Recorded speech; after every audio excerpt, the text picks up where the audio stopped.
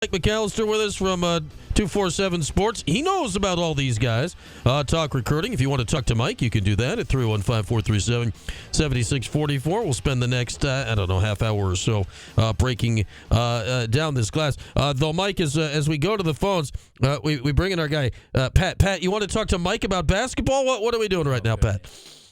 Yeah, I mean, I like his takes lately on the officiating. You know, more so in football than hoops. But you know, Mike's got a good, well-rounded toolbox. You know, he can do the bubble thing, he can do the recruiting thing, he can do the basketball thing, a little football.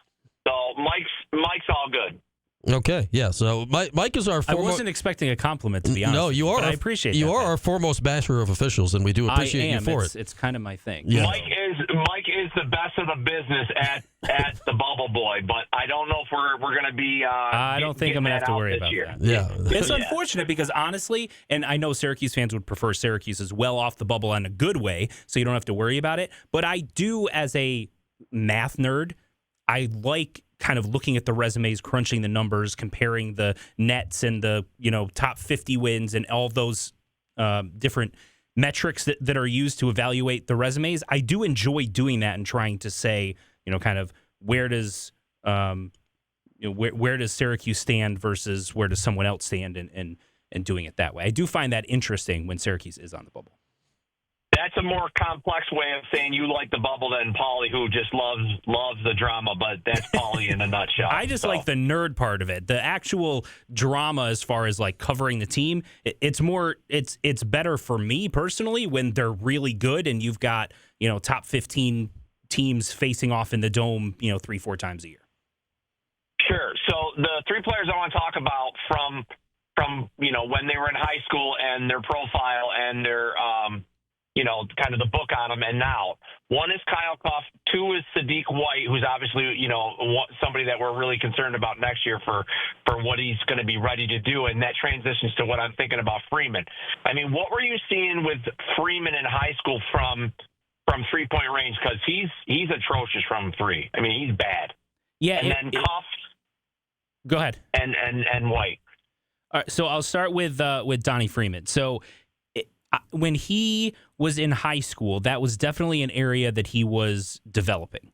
So it wasn't an area that I would say you consider that a strength of his game, but it was certainly an area that he was actively working on. I think, part of that was he was good inside, he was long, all of those types of things, good around the rim, working really hard, improving his shot blocking as well.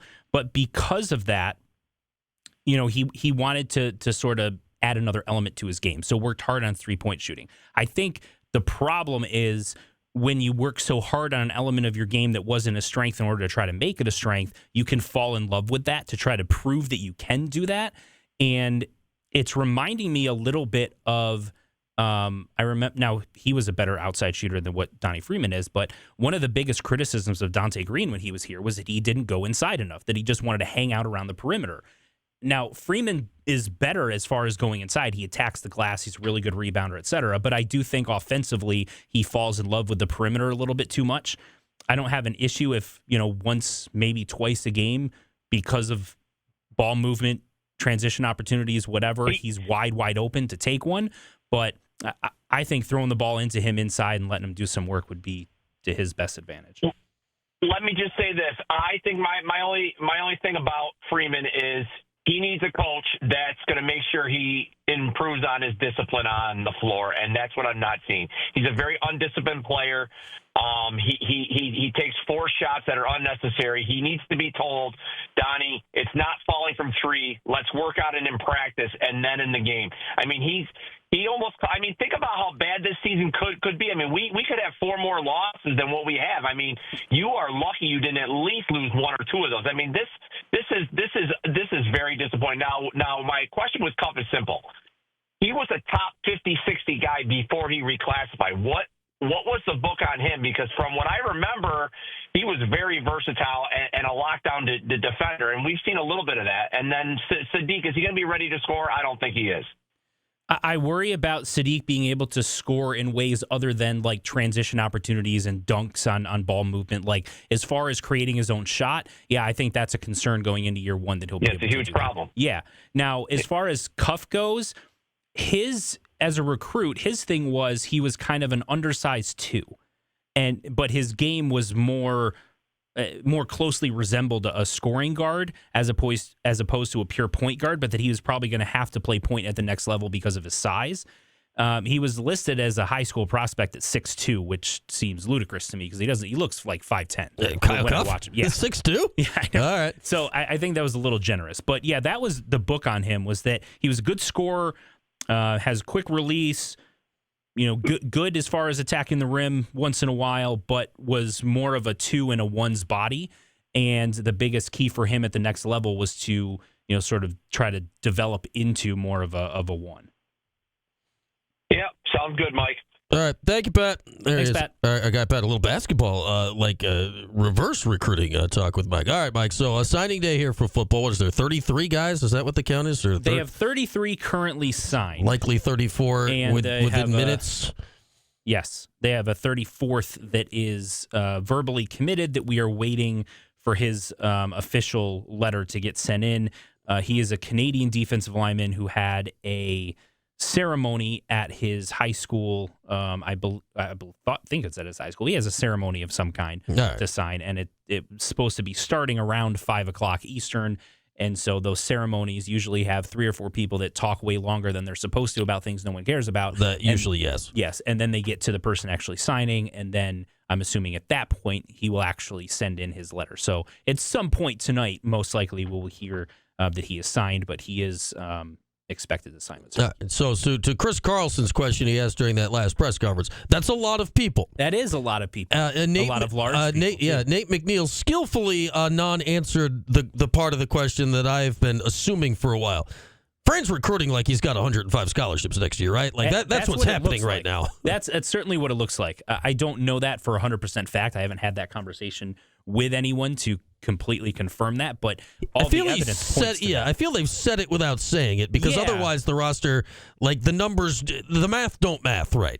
No, not unless you're expecting some sort of mass exodus, in which case if you have to replace a lot of veterans, that's not to say you can't do that to some extent with freshmen, but you also need to do that with some veterans through the transfer portal. So if you were expecting 15, 20 people to leave, then you would expect you'd be bringing in 15 to 20 from the transfer portal, not bringing in 5 and replacing the rest with true freshmen. I mean, obviously, we're past the time where you had a 25 limit. It moved up to 85. Likely for next year, it's going to be 105, but it hasn't officially happened yet, which brings me to the other thought I had today.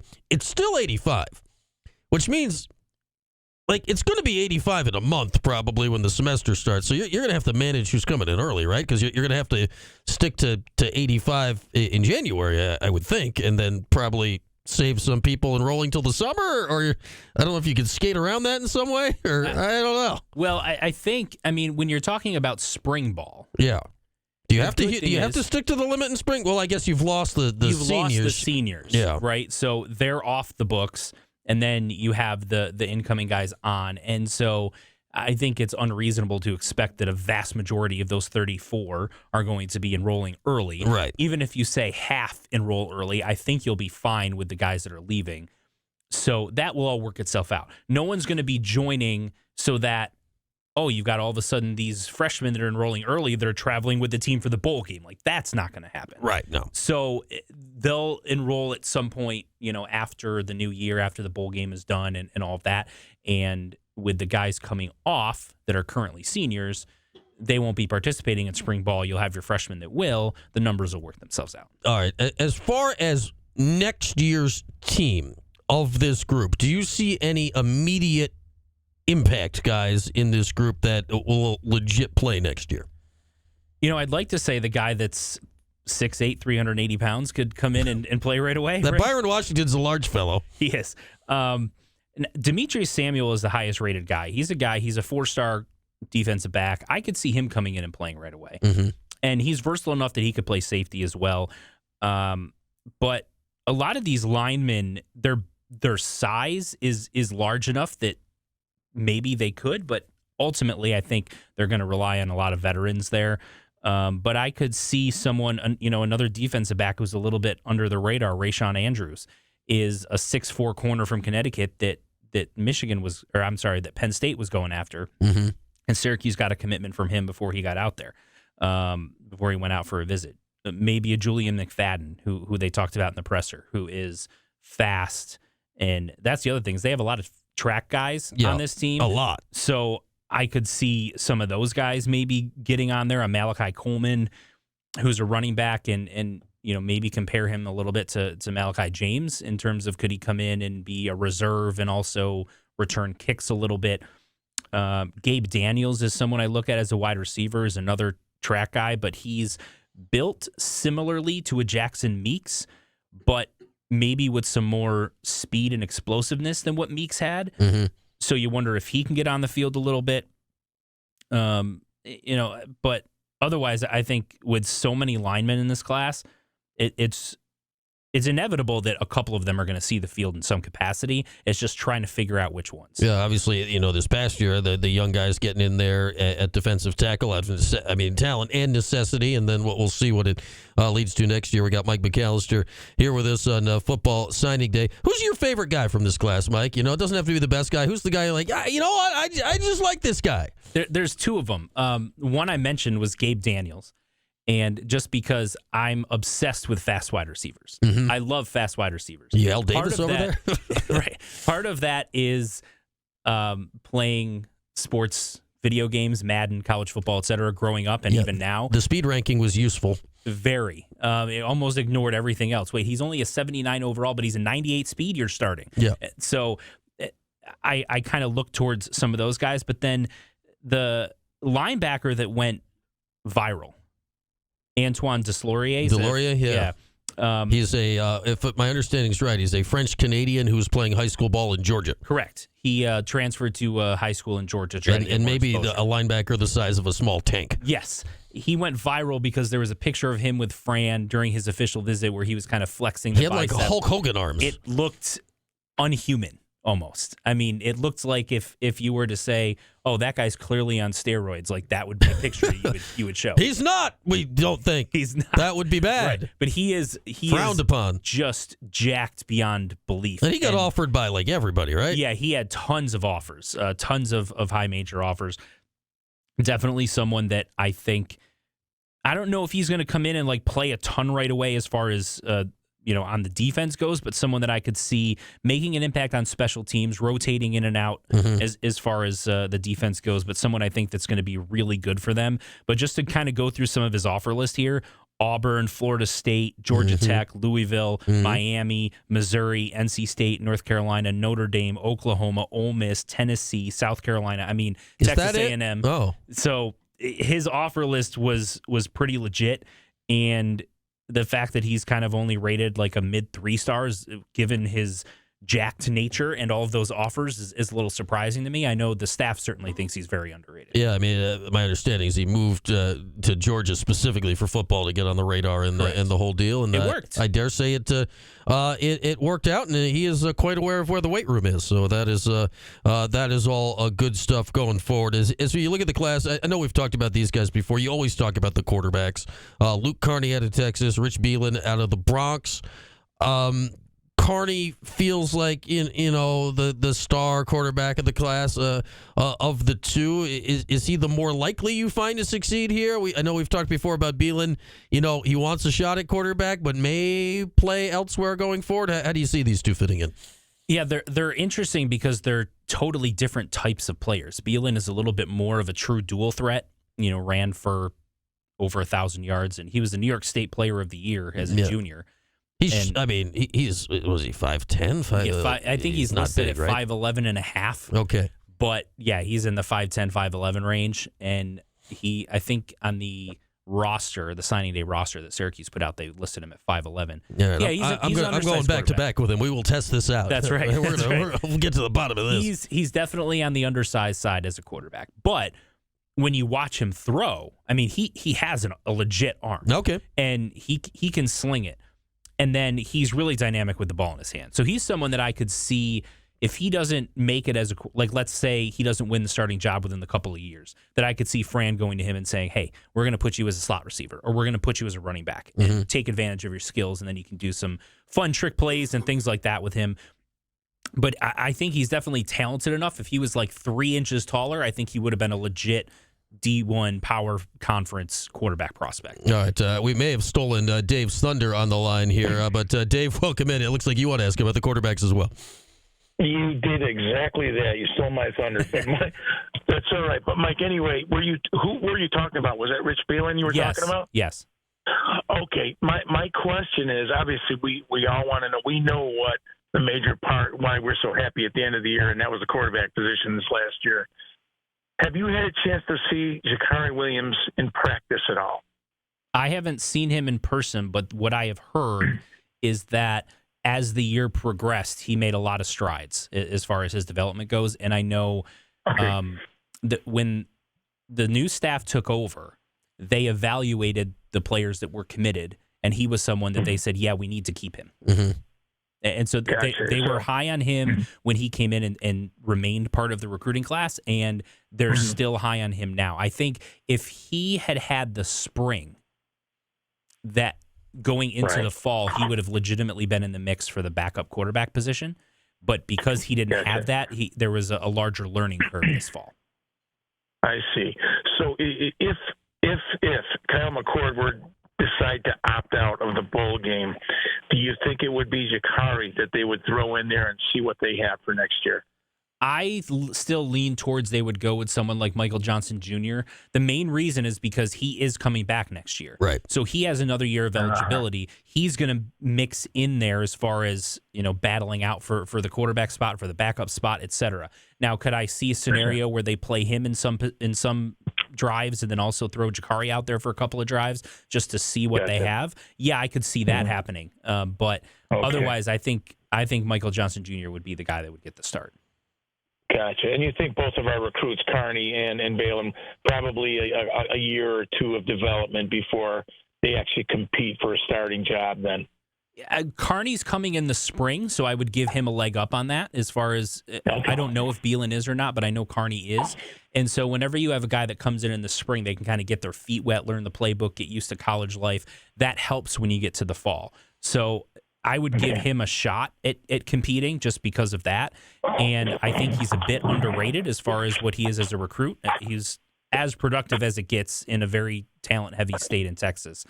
And I think he has a lot of potential. But I don't think you want to have to rely on a true freshman, especially when your first start would be against a most likely top 10 Tennessee team that is quote-unquote neutral, but let's face it, it's going to be a home game for Tennessee. Great. Well, great information, Mike. Thank you. Thank you. All right, Dave, thanks so much for the call there. And with that, we'll take a break. We'll take a few more minutes with Mike when we come back. If you want to call and chat with Mike as well, 315-437-7644. We'll use our time during the break as well if you want to get with us on Q Sports Talk, QSportsTalk.com. We're back after this here on Q Sports Talk and ESPN Radio. Anybody in the chat got something for Mike? What do we got here? Want to talk about how much I love Saquon Barkley or no? ACC officials are horrible. I concur. They are. Mike, I'm not bitter about Saquon. He's on both of my fantasy teams. That is helpful. Yeah, it is, at least you benefit from him leaving. Yeah. In some way. Yeah. Oh. I didn't do fantasy this year. First time in. I stopped doing it for a while, and then the last 3-4 years I started doing it again, just kind of like random free leagues on Yahoo and ESPN and whatever. And just completely forgot to this year. Free Press wants to know about the running backs in this class. What do they got? Because, all right, let's say Malachi Coleman. All right, is that it? So let's say, if LeQuint leaves, they're still kind of. I mean, you've got. You still got Willis. You got Willis, obviously. Hart. You got Hart. Nixon's coming back. You got Nixon coming back, but you're a running back coming back from a Liz Frank. Correct. And, though I like him. I think going into next year, your odds-on favorite is that Nixon's going to start. Willis will be the backup. He'll see more action than what he did this year as the backup. I think it's probably more 50-50. Yeah. So I think both of those guys will see action. Then you'll have other guys although I think Malachi James was technically listed as a wide receiver on the on the roster. But either way, I think they might have RB. I think they might have doubled him up. RB/wide receiver. At some point he was listed as both. I lost track of what he was listed as. But and you'll still have Hart there. Phone's ringing. And then you'll have Malachi Coleman coming in. So, I still think those are probably going to be your most likely bets, is that you're going to see Nixon and Willis as getting the bulk of the carries. But, if a guy like Coleman comes in and plays really well during camp, they'll find ways to get him the ball in some way. It's hard to keep speed like that off the field. Somebody wants an Asher Elson update. Who's do I know who that is? Asher Elson. Who's Asher Elson? Is this a joke? Who's Asher Elson? He's a class of 2025 big, a basketball recruit. Oh. I didn't even know what sport I was asking about. He's playing in Georgia right now, but I think he's originally from Brooklyn. Okay. He is 6'10", about 200 pounds. He's kind of a fringe top 100 prospect. Syracuse had offered him. It sounded like Syracuse and Georgia Tech were kind of the two that were going after him the most. But the biggest thing for him is when does he take visits and when is he looking to make a decision? He didn't sign anywhere early, and I haven't heard anything as far as him scheduling visits, trying to narrow things down, anything like that. So don't really have much there other than he exists, and Syracuse is still in the mix. Mm. Much like Brooklyn Vic exists. That's right. Where we didn't know that for sure. San Diego Cuse wants to know this. All right, Portal. He's got his eye on linebackers as the biggest need. I mean, let's set the idea of potential starting quarterback aside. Okay. Put that in its own pile. Where do you think they're going after in the portal? I mean, it's interesting. There was a name that came out today that I instantly went, which is Josiah Trotter from West Virginia. Now, keep in mind, another Trotter son? He is another Trotter son, which as an Eagles fan, I appreciate. Okay. Now, keep in mind, I assume. How could you not? Yeah, right.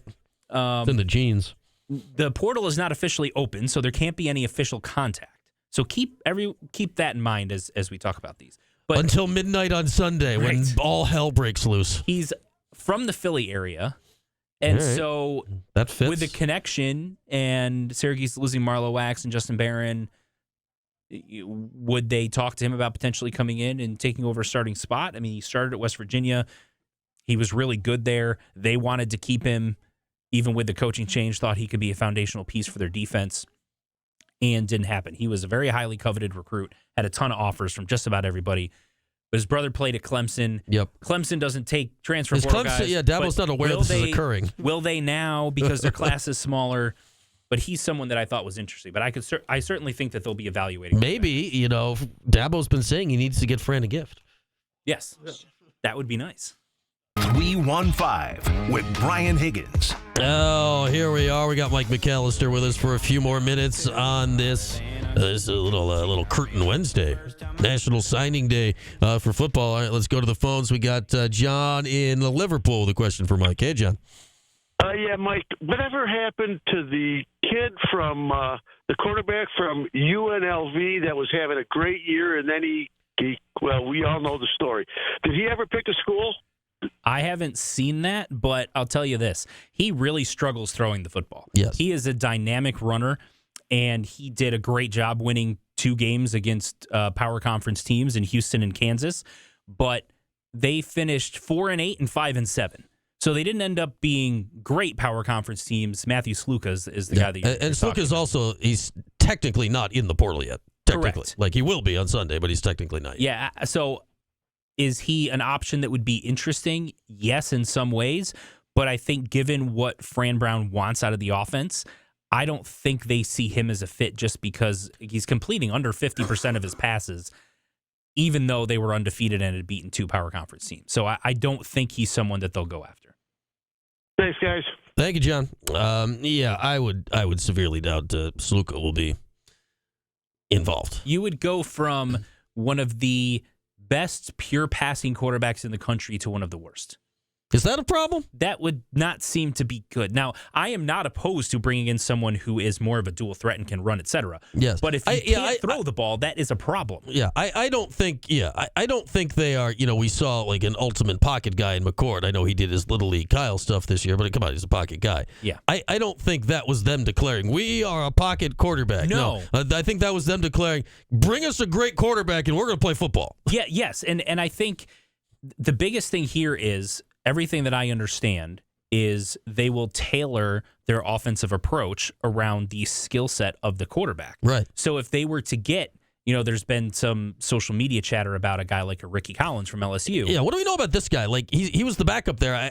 He's a guy I've not seen play. Like, we'd seen McCord play last year. He's completing 100% of his passes. Oh. He's only thrown 7 of them. But that's a side note. If you're completing 100% of your passes, leave out the second part of the sentence. That is a very good good thing to have. He is a former elite recruit, high 4-star. Some kind of had him as a borderline 5-star. And he's been behind Nussmeier and he wants to play, and Nussmeier's most likely coming back. And I think that's really where they're at. And so he's looking for some place that he can go and has a good opportunity to start, and could start for 2 or 3 years. I think he has 3 years of eligibility left.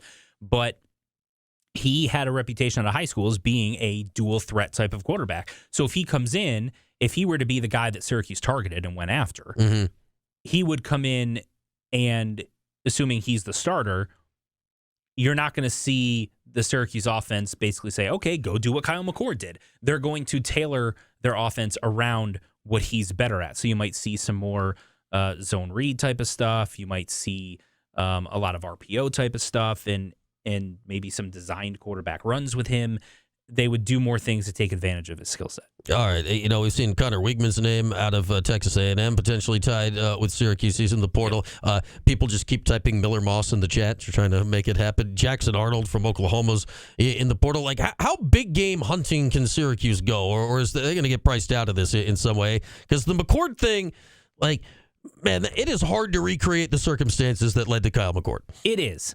That said, I don't think there's any scenario where Fran Brown thought that's the quarterback that I want, that he would say, he's probably too pricey, I'm not going to. No, he'd pull up and say hi. Right. Yes, he absolutely would do that. And then he would try, his best, if dollars-wise it didn't match what other schools were going to throw at somebody.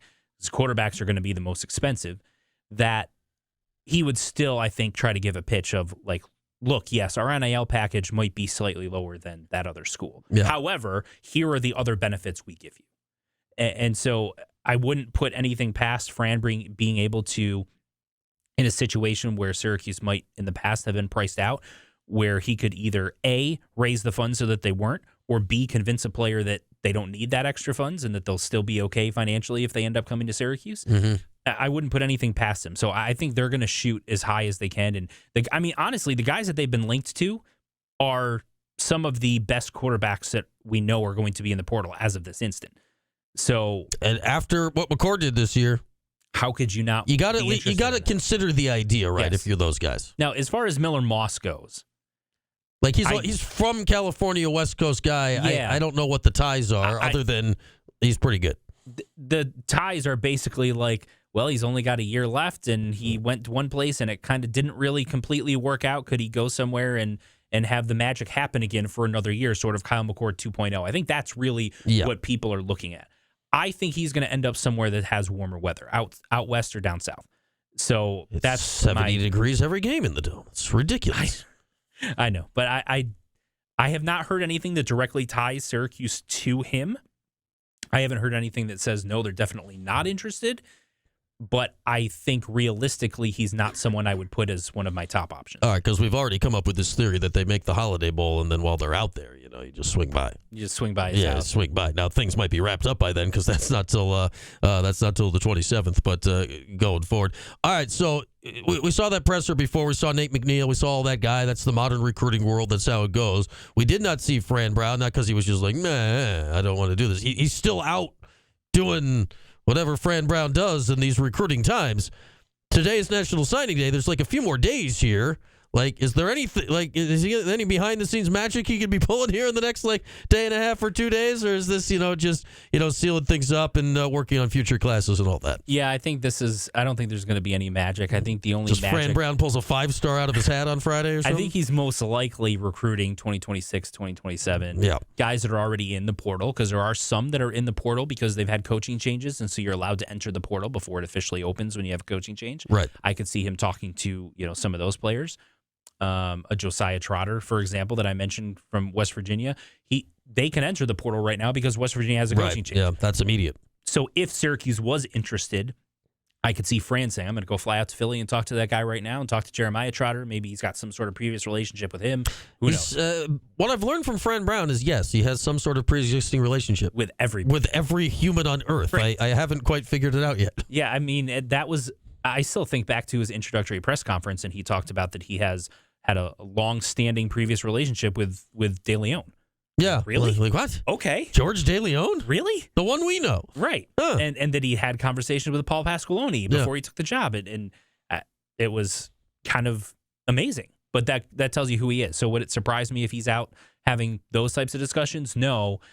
But, I mean, he's out recruiting somebody, whatever it is. Yeah. Somebody for something. For something. Somewhere. That is for sure. All right, Mike, thanks so much for stopping by on one of your national holidays, your national signing day. Recruiting Christmas. Yeah, it is. It is the season, as they say. Mike McAllister. All right, we'll get other Mike in here for like the shortest 4-1 ever next. One topic, Mike. We're gonna go like. It's just 4-1, not 4-1. Yeah, it's just 4. Drop a 1. Yeah, I don't even know if we got time for any of the ones. We'll do that next year on Q Sports Talk at ESPN Radio.